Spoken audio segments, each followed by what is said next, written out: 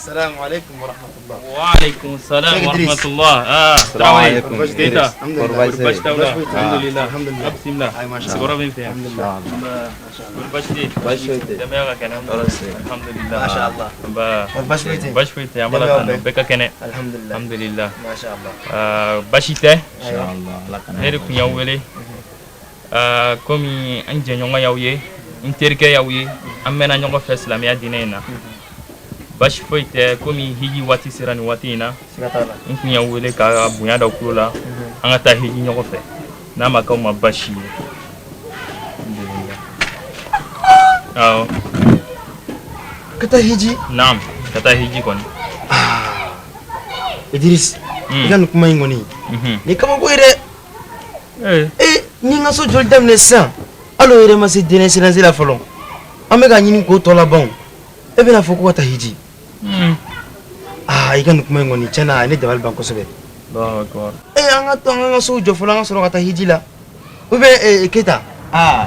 ati tamo wale am taiti sisa nere ka so bana alama me a birla peinture kera karore make o bambali ne ma femina mobile sans pour que jamana en kondala ni te mobile kono ikoloshile te sécurité la ne ma fo ni ma ambina mobile ko nyani so karo ma da kan taiji Idris ya ni ma jate minere chena api amanga demsena ma banfolo ya fle ni sisa na entra idila ni wakati la amena nan signa mi clear na kojugo ke nyana anga taka na kojugo ke warla fle atodro nan korola an koro kuma meta iji ke ola itira kojugo ke ble odi akachugo me kramo e mun fo anyana me ne mun don ko ni sera ni balku yara ni hiji sebiye kata hiji ke ata mbaji am bebla ne balku yara ore ni tanya ni kala sa ni muso furu ka sojo ka mobili soro kuma namna odi se soro lewu ewe be ka se koro ke jume ni balku yara na sebiye farkulu kena la dro ikata hiji kramo e so bana aish e mobile we bula aish etam na hiji la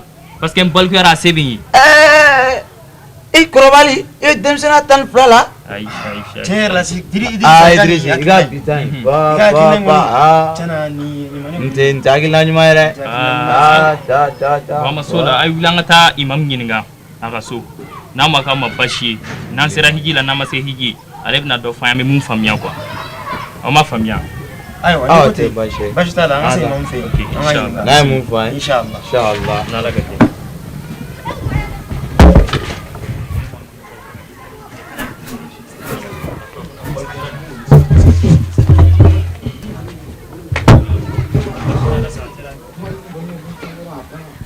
السلام عليكم ورحمة الله وبركاته. السلام عليكم. وعليكم السلام ورحمة الله وبركاته. طبعا ده مثلا حكم يا عم بيا. ما شاء الله. وهي عاوز. السلام عليكم. وعليكم السلام.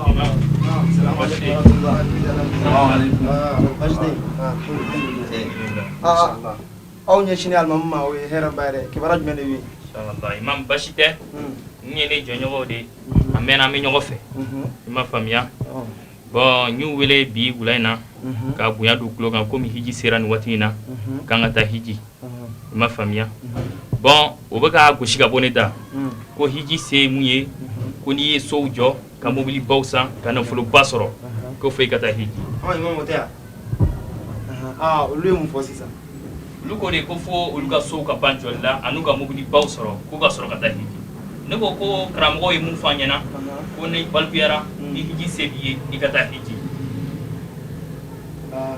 ni question almam era ga jete man dem senare la ama tawro shi folo so ma so bana sanu mobile ma saninga so bana ma bli ale yere so tablo mobile yere kuma te mobile ma a fo kan ata hiji alhamdulillah ni here badi awe daga hakina soro e balmage e hakina soro kata nufi e ngana nyuma pake kata hijila a gulonnen tɛ i ka so jɔ walima mobili ni voiture a gulonnen t'o la quoi ça ala kɛra a gulon fɛn min na se ka k'i ye o se dɔ kɛnɛya ka sɔrɔ i la ni kɛnɛya b'i la surtout denmisɛnnin yɛrɛ de hiji yɛrɛ denmisɛnnin yɛrɛ de ka ta ka di n'a bɛɛ parce que n'i tɛ denmisɛnnin la sisan sofɛnmaruwa kulu ninnu hakili la denmisɛnnin de ka teli ka n'a ɲɔgɔn ninnu a boli nin kɛ parce que farifonna baara caman b'a la awɔ o la a ma gulon soko ni fɛn foyi la ni se b'i ye i bɛ mun dahirimɛ i bɛ mun to i ka du kɔnɔ yanni k'i segin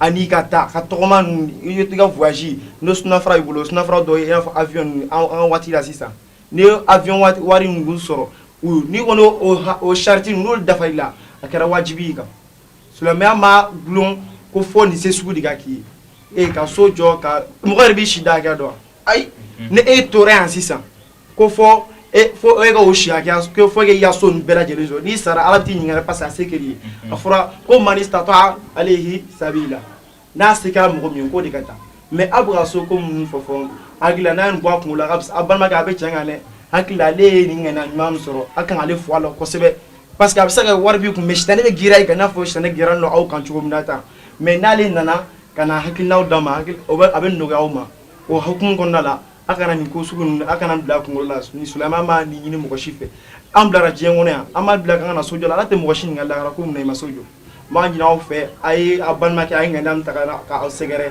a y'a jija a ka tɔgɔma a sira fɛ walasa a bɛɛ bɛ niyɔrɔ sɔrɔ ala yɔrɔ la hakili la o de kun ka ɲi tiɲɛna an karamɔgɔ an y'i ka hakilina an y'a faamu kosɛbɛ n'i ka nin kuma in kun tɛ tiɲɛ yɛrɛ la an kun fɛ ko seko in ko ni mɔgɔ min ye so sɔrɔ ka senba sɔrɔ tuma min na ka don mobilibaw kɔnɔ tuma min na o de kɛlen ka se sɔrɔ an kɔni tun bɛ ka seko in ko de n'i ka nin wariwari cɛ ɲuman in ye tiɲɛna an y'a faamuya ni ala sɔnna an bɛna fara an balimakɛ ka ɲinɛ an bɛ taa di ɲɔgɔn fɛ a bɛ labɛn sabati imam cɛ ala ka ni sara inshallah inshallah an bɛ sira ɲini fana